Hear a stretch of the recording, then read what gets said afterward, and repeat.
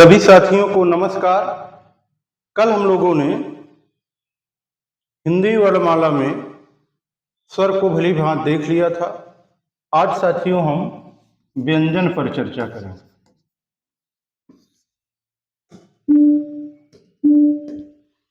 व्यंजन क्या होते हैं? ऐसे वर्ण जिनका उच्चारण हम लोग स्वरों की सहायता से करते हैं उनको क्या कहते हैं? व्यंजन कहते हैं। जिनका उच्चारण हम स्वरों की सहायता से करते हैं वे व्यंजन कहलाते हैं।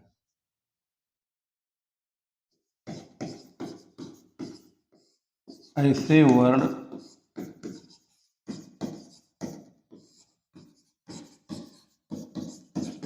जिनका उच्चारण स्वरों की सहायता से होता है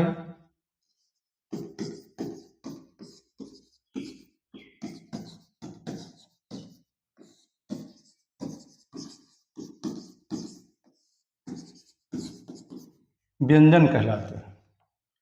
अब साथियों व्यंजनों की कुल संख्या 33 है। व्यंजनों की कुल संख्या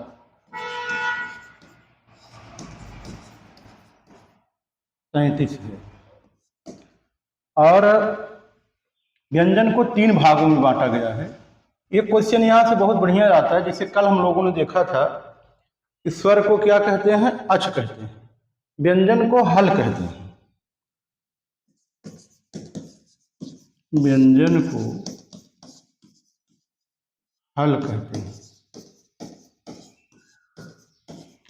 स्वर को क्या कहते हैं? अच।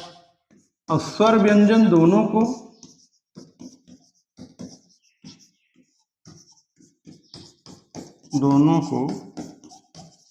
अल कहते हैं। ये क्वेश्चन भी यूपी टेट में पूछे गए। अब साथियों व्यंजन को 3 भागों में बांटा गया।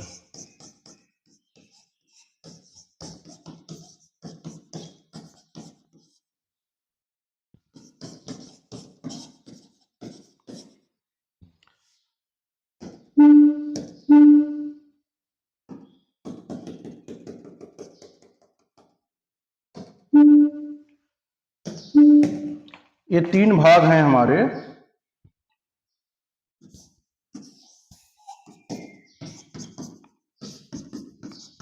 स्पर्श व्यंजन,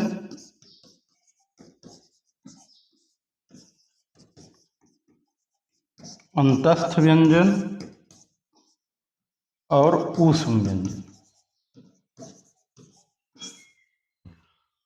तो साथियों व्यंजन ऐसे वर्ण होते हैं जिनका उच्चारण हम लोग स्वरों की सहायता से करते हैं।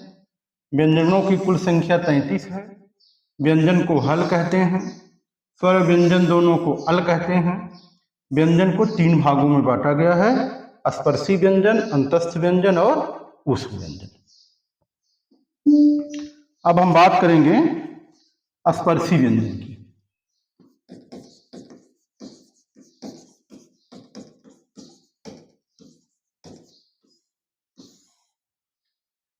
ऐसे व्यंजन जिनमें जिह्वा मुख के अंदर किसी न किसी भाग को स्पर्श करती है, इसीलिए इनको हम क्या कहते हैं?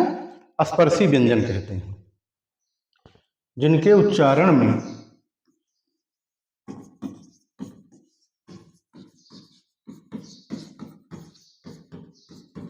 जिह्वा, कंठ, ताल, मूर्धा, दंत किसी न किसी भाग को क्या करती है? स्पर्श करती है। ओष्ठ आदि स्थान को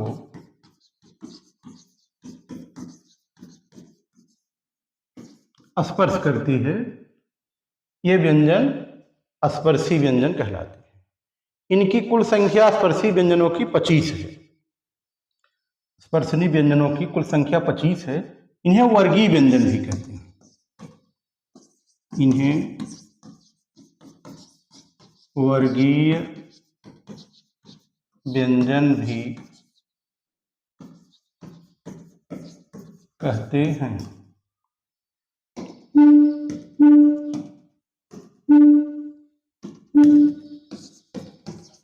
इनकी संख्या 25 है। इनमें क से लेकर म तक के वर्ण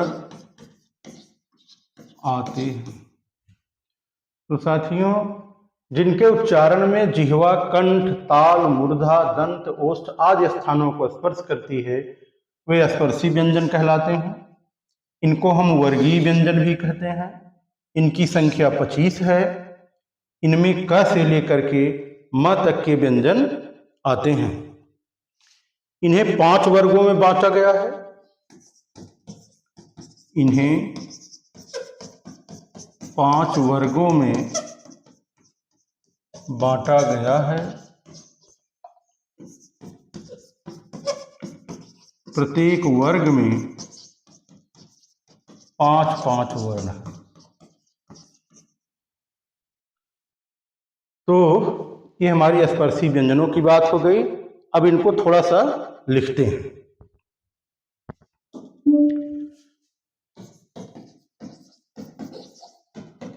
स्पर्शी व्यंजन, पहले क वर्ग है। क वर्ग को क्या कहते हैं हम लोग? क वर्ग का उच्चारण कंठ से होता है। इसको इसी समय लिख ले रहे हैं, बाद में भी फिर पढ़ेंगे। ये कंठ से होता है। क, ख, ग, घ, ङ। च वर्ग तालु से होता है इनका उच्चारण। छ, छ, ज, झ, ङ। ट वर्ग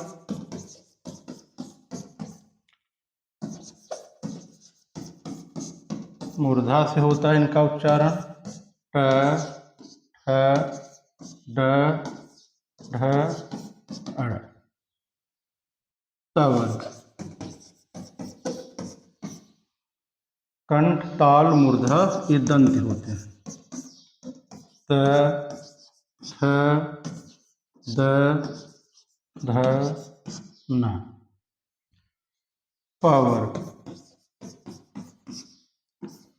ये ओष्ठ से उच्चारण होता है इनका। प, फ, ब, भ, म। ये साथियों हमारे स्पर्शी व्यंजन हैं। इनमें से जो पंचमाक्षर है, ये क्या है? 5वां अक्षर है। इनको नासिक भी कहते हैं। पंचमाक्षर को नासिक व्यंजन भी कहा जाता है। तो ये हमारे जो है अंतस्थ व्यंजन हैं। इनको भली भांति आप परिचित हो लीजिए इनसे। अब हम बात करेंगे साथियों अंतस्थ व्यंजनों की।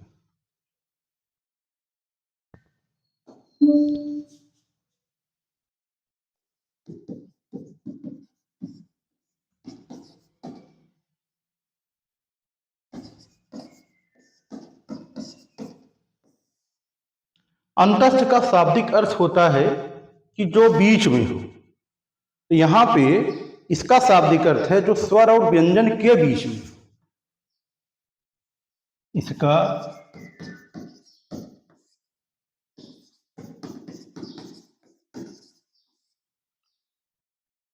शाब्दिक अर्थ है जो स्वर व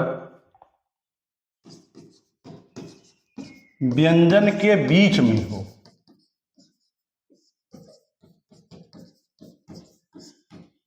जो स्वर और व्यंजन के बीच में हो उन्हें क्या कहेंगे हम? अंतस्थ व्यंजन कहेंगे। इनमें जिह्वा जो है स्थानों के निकट तो जाती है लेकिन स्पर्श नहीं करती है। इनमें जिह्वा उच्चारण स्थान के निकट जाती है, इनके उच्चारण में जिह्वा उच्चारण स्थान के निकट जाती है परंतु स्पर्श नहीं करती है। अब साथियों अंतस्थ व्यंजनों की संख्या हमारी कितनी है? 4 है। इनकी संख्या 4 है। कौन कौन से हैं? य, र, ल, व। यहां पे लगे हाथ एक बात हम और जानेंगे कि य और व को अर्ध स्वर भी कहते हैं।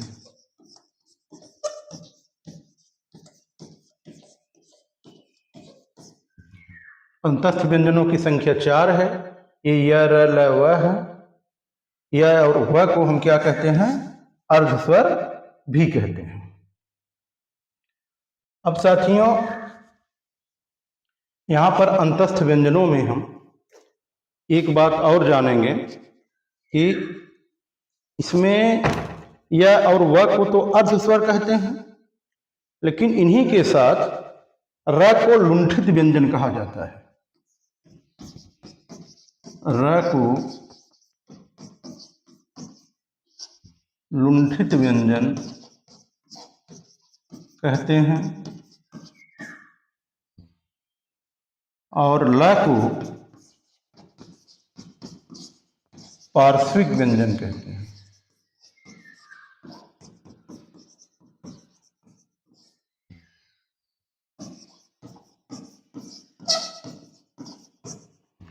ये बहुत महत्वपूर्ण बात है, एग्जाम में पूछा गया है, भविष्य में भी पूछे जाएंगे। चारों बहुत महत्वपूर्ण है। य, र, ल, व क्या है? हमारे अंतस्थ व्यंजन है, जिनमें से य और व को अर्ध स्वर कहते हैं, र को लुंठित कहते हैं और ल को जो है पार्श्विक व्यंजन कहते हैं। अब साथियों हम चलेंगे ऊष्म व्यंजन की तरफ। ऊष्म व्यंजन हमारा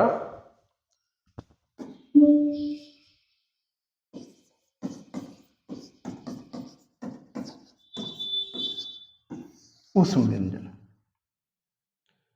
ऐसे व्यंजन जिनके उच्चारण में रगड़ या घर्षण के साथ ऊष्मा पैदा होती है, उन्हें ऊष्म व्यंजन कहते हैं। इनकी संख्या भी 4 होती है। ऐसे व्यंजन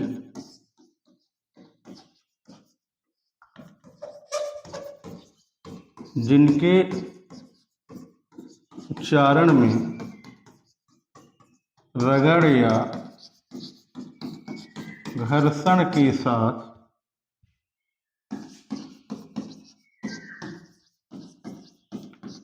ऊष्मा पैदा होती है, उन्हें ऊष्म व्यंजन कहते हैं। उन्हें ऊष्म व्यंजन कहते हैं। तो साथियों ऐसे व्यंजन जिनके उच्चारण में रगड़ या घर्षण के साथ ऊष्मा पैदा होती है, उन्हें हम क्या कहते हैं? ऊष्म व्यंजन कहते हैं। इनकी संख्या भी 4 ही है। इनकी संख्या 4 है। कौन कौन से 4 हैं? तीनों सकार बंध, तालव्य स, मूर्धन्य स और दंत स और है। ये हमारे क्या हैं? ऊष्म व्यंजन है। अब इनको संघर्षी व्यंजन भी कहते हैं। इसमें से साथियों ह को काकल्य या अलजिह्वा भी कहा जाता है।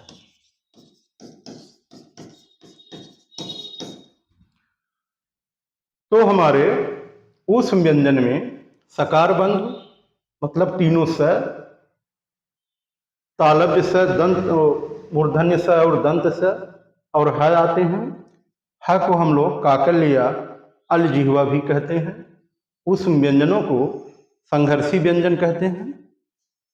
और साथियों एक ऊष्म संघर्षी व्यंजन होता है, नहीं स्पर्श संघर्षी, सॉरी, एक हमारा होता है स्पर्श संघर्षी व्यंजन। इस पे वहां चर्चा करना चाहिए था जब हम लोग स्पर्श व्यंजन पढ़ रहे थे।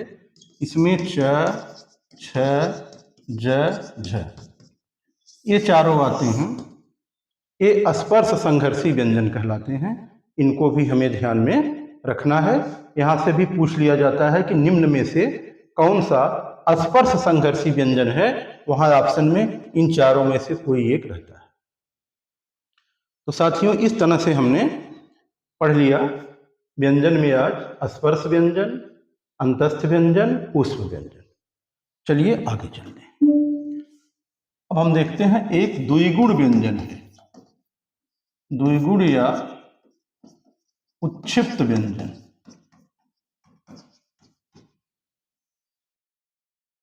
ये साथियों द्विगुण या उच्छिप्त व्यंजन जो है ऐसे व्यंजन हैं जिनका प्रयोग शब्द के प्रारंभ में नहीं होता है।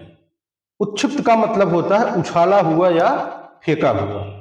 तो इनको जो है, इनमें दो व्यंजन हैं, अड़ और अड़। इनका प्रयोग कभी भी, जैसे सड़क, देखिए इनका प्रयोग कभी भी शब्द के प्रारंभ में नहीं होता है। इनकी संख्या दो है, इनकी संख्या दो है। उच्छिप्त का अर्थ होता है उछाला हुआ या फेंका हुआ। ये हो गए। अब थोड़ा हम लोग हिसाब किताब कर लेते हैं वर्णों का।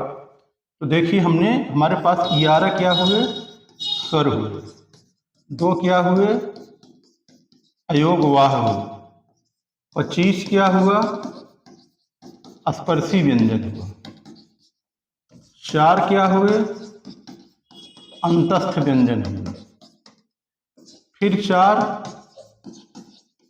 ऊष्म व्यंजन, फिर 2 द्विगुण व्यंजन। ठीक, ये हमारा अब तक का हिसाब किताब रहा, जिसमें देखिए 2, 1, 3, 5, 3, 8, 4, 12, 4, 16, 16, 2, 18, 1 हासिल, 1, 2, 2, 2, 4। कुल वर्ण कितने हैं, 52 है। इन 52 वर्णों में इसका मतलब अभी हमारे पास 4 वर्णों का अध्ययन बाकी है। वो 4 हमारे कौन हैं, संयुक्त व्यंजन।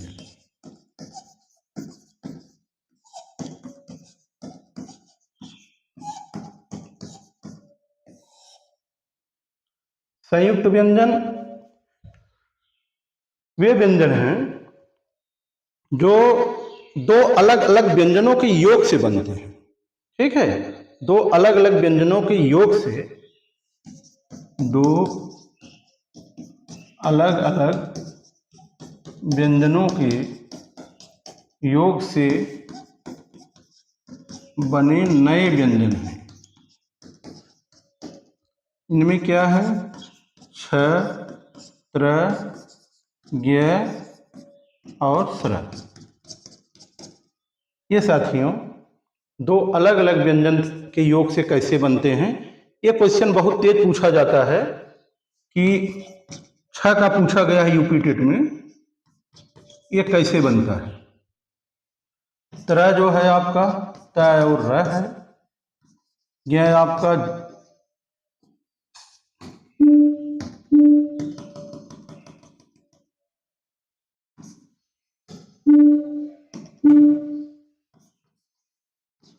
ये ज और यह है, ये आपका स और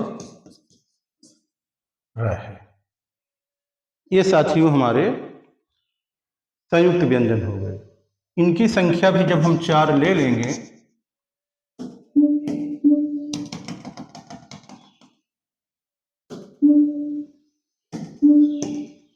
4 हमारे पास क्या हो गए, संयुक्त व्यंजन। अब हमारी कुल संख्या 52 हो गई। ये हमारी पूरी हिंदी वर्णमाला हो गई। अब साथियों, अब हम थोड़ा सा देखेंगे स्वर तंत्री में कंपन के आधार पर व्यंजनों के प्रकार, जिसमें हम लोग सघोष व्यंजन और अघोष व्यंजन के बारे में पढ़ेंगे।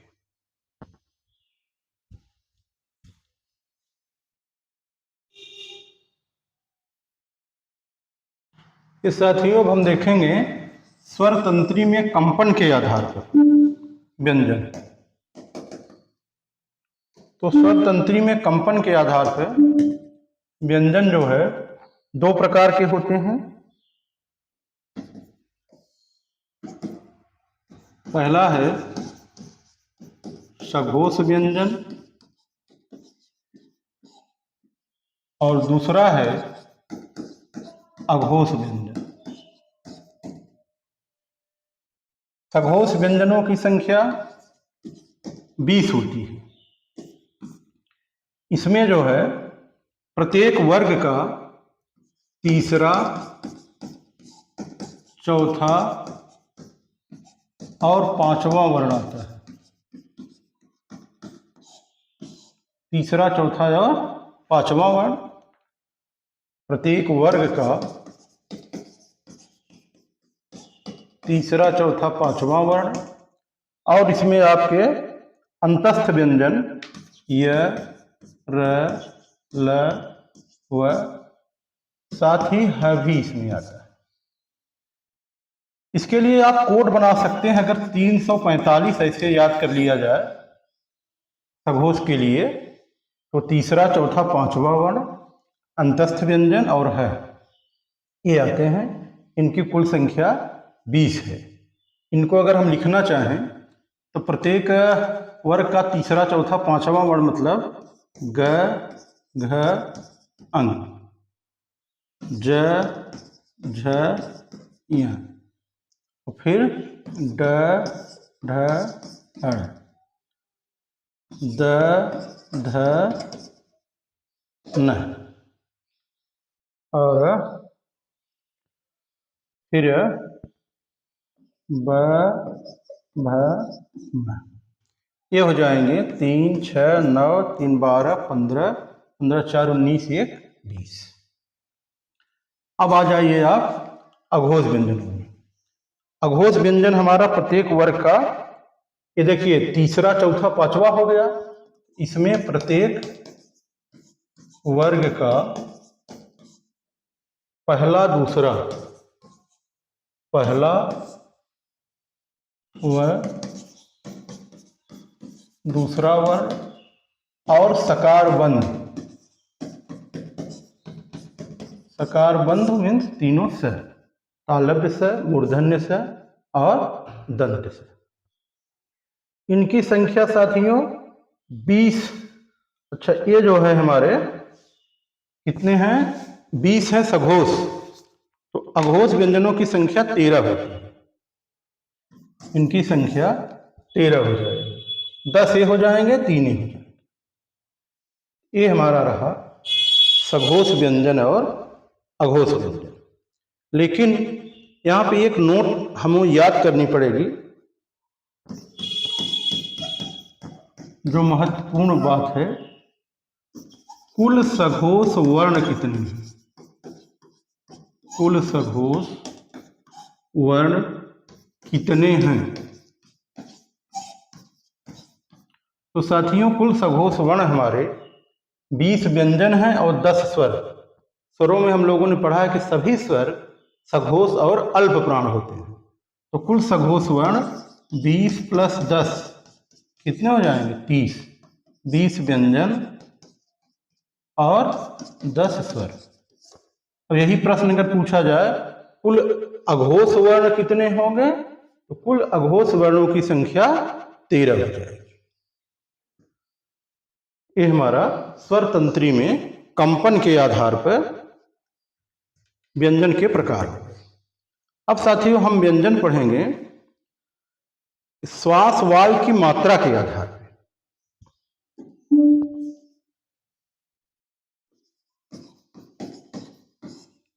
श्वास वायु की मात्रा के आधार पर, श्वास वायु की मात्रा के आधार पर व्यंजन दो प्रकार के,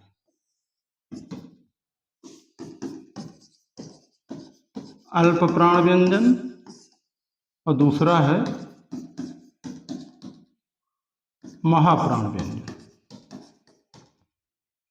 अल्प प्राण महाप्राण व्यंजन में साथियों, जिसमें श्वास जो है वायु कम निकलती है वो अल्प प्राण व्यंजन होता है, और जिसमें श्वास वायु थोड़ा अधिक निकलती है वो महाप्राण व्यंजन है। इनकी संख्या 19 और इनकी संख्या 14 है। इनकी संख्या 19 है, इनकी 14 है। इसमें पहला, तीसरा और पांचवा प्रत्येक वर्ग का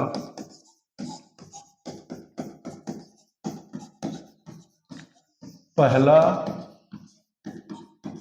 तीसरा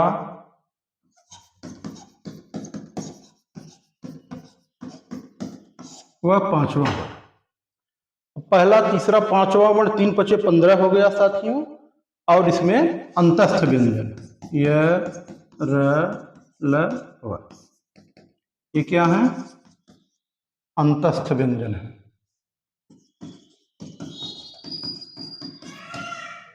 अब पहला, तीसरा, पांचवा जब निकल गया तो बचा हमारे पास वर्ग का कौन सा?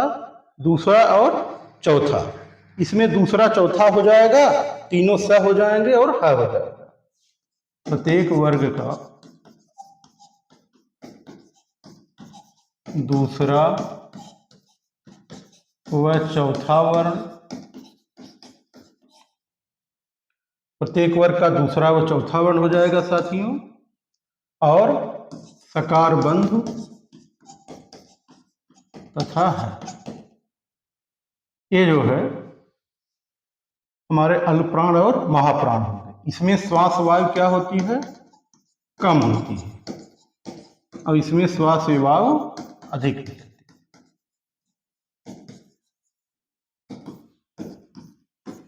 इस तरह से हमने जो है अल्पप्राण और महाप्राण भी पढ़ लिया। अब यहाँ पे महत्वपूर्ण बात, अल्प प्राण वर्ण कितने हैं? अल्प प्राण वर्ण कितने हैं? 19 + 10 = 29 है। ये आप बहुत अच्छी तरह से याद करेंगे। अल्प प्राण व्यंजन कितने हैं? 19, और अल्प प्राण वर्ण कितने हैं? 29, क्योंकि सभी स्वर जो है क्या होते हैं? सघोष और अल्प प्राण होते हैं। महाप्राण व्यंजन कितने हैं? 14। महाप्राण वर्ण कितने हैं? वो भी 14। इस तरह से हम लोगों ने वर्णमाला को ठीक से देख लिया।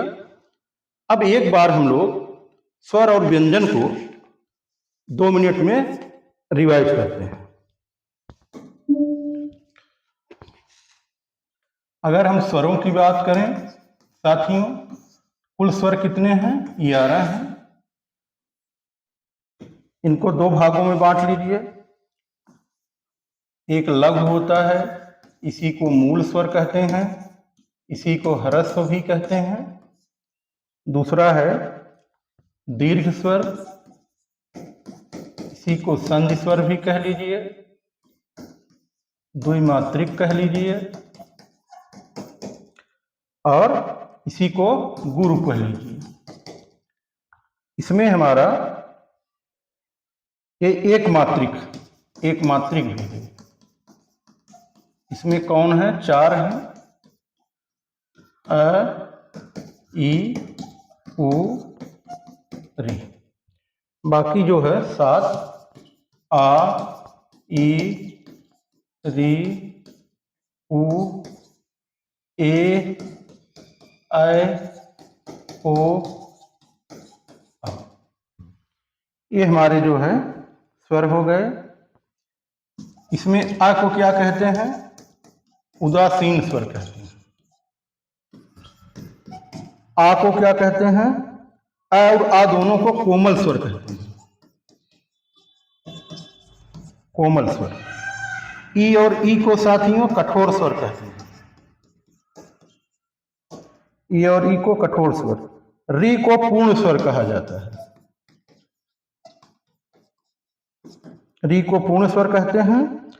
ए और ऐ को पूर्ण विस्तृत स्वर कहते हैं। ए और ऐ को पूर्ण विस्तृत स्वर कहते हैं। ओ और ओ को अल्प वृत्ताकार स्वर कहते हैं। ओ और ओ को अल्प वृत्ताकार स्वर। ये साथियों हमारे स्वरों का हो गया रिवीजन। अब हम बात करते हैं व्यंजनों के रिवीजन की। तो व्यंजनों की अगर हम बात करें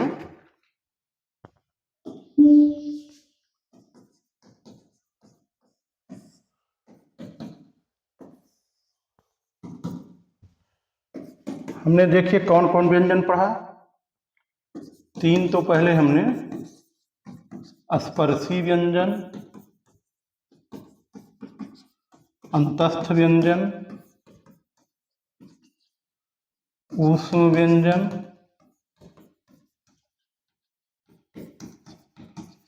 स्पर्श संघर्षी व्यंजन,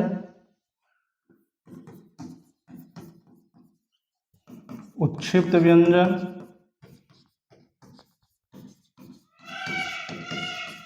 और संयुक्त व्यंजन पर। इनकी संख्या 25, इनकी संख्या 4, उस व्यंजनों की संख्या 4, इनकी संख्या 4, इनकी संख्या 2, इनकी संख्या 4। अब साथियों स्पर्शी व्यंजन आप जानते हैं कि क से लेकर के म तक होता है। क से म तक ए य र ल वह है। उस व्यंजन में तीनों स आपके आ गए और है। संघर्षी स्पर्श संघर्षी में च छ ज झ आ गया। उत्क्षिप्त व्यंजन में अड़ और अढ़ आ गया। संयुक्त व्यंजन में छ त्र ज्ञ और स्र आ गया। अब जो है अंतस्थ व्यंजनों में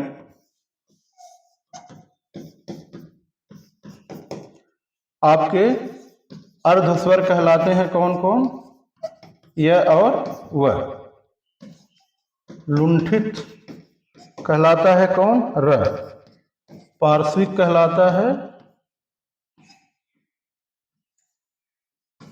कहलाता है आपका ल।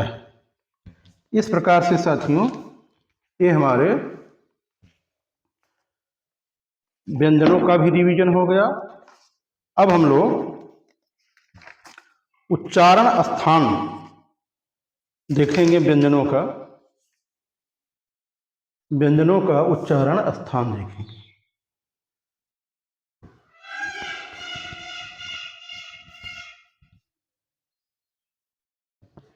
साथियों ये हमारे व्यंजनों के उच्चारण स्थान हैं और स्वर के भी। यहां हम ये कह सकते हैं स्वर व व्यंजन के उच्चारण स्थान। स्वर व व्यंजन के उच्चारण स्थान। तो देखिए यही उच्चारण स्थान है। कंठ, ताल, मूर्धा, दंत, ओष्ठ, कंठ, ताल, कंठोष्ठ, दंतोष्ठ और नासिका। तो पहला जो कंठ है इसके लिए संस्कृत में एक फार्मूला है, अकुह विसर्जनीय नाम कंठ। अकुह विसर्जनीय नाम कंठ मीन्स अ आ क वर्ग है और विसर्ग, इतने का उच्चारण कंठ से होता है। इसको कंठ कहा जाता है। ताल से इचु यसा नाम तालु, ई च वर्ग य और स, इतने का उच्चारण ताल से होता है। इनको हम तालव्य कहते हैं। ऋतु रसा नाम मूर्धा, तो री ट वर्ग र और ये मूर्धन्य स, इतने का उच्चारण मूर्धा से होता है साथियों। इनको हम मूर्धन्य कहते हैं। ये है त वर्ग के लिए त वर्ग का उच्चारण कहां से होता है? दंत से। त वर्ग ल और स, ये दंत हो गया। और फिर ऊ ऊ और पावर, इनका उच्चारण ओष्ठ से होता है। ए ऐ का उच्चारण कंठ और ताल से होता है। ओ औ का उच्चारण कंठ और ओठ से होता है। इनको कंठोष्ठ कहते हैं, इनको कंठोष्ठ कहें। और दंत और ओठ से व का उच्चारण होता है, फ का भी होता है साथियों। फ भी इसमें आता है, क्योंकि अंतस्थ व्यंजन नहीं है फ, इसलिए हमें इस कॉलम में नहीं लिखा। फ और व ये दंतोष्ठ होते हैं। अंग का उच्चारण नासिका से होता है, इसको नासिक या अनुनासिक कहते हैं। इस तरह से साथियों आज हमने पूरे व्यंजनों को हर प्रकार से पढ़ लिया है। अब हम लोग जो है अगले टॉपिक में संधि की शुरुआत करेंगे।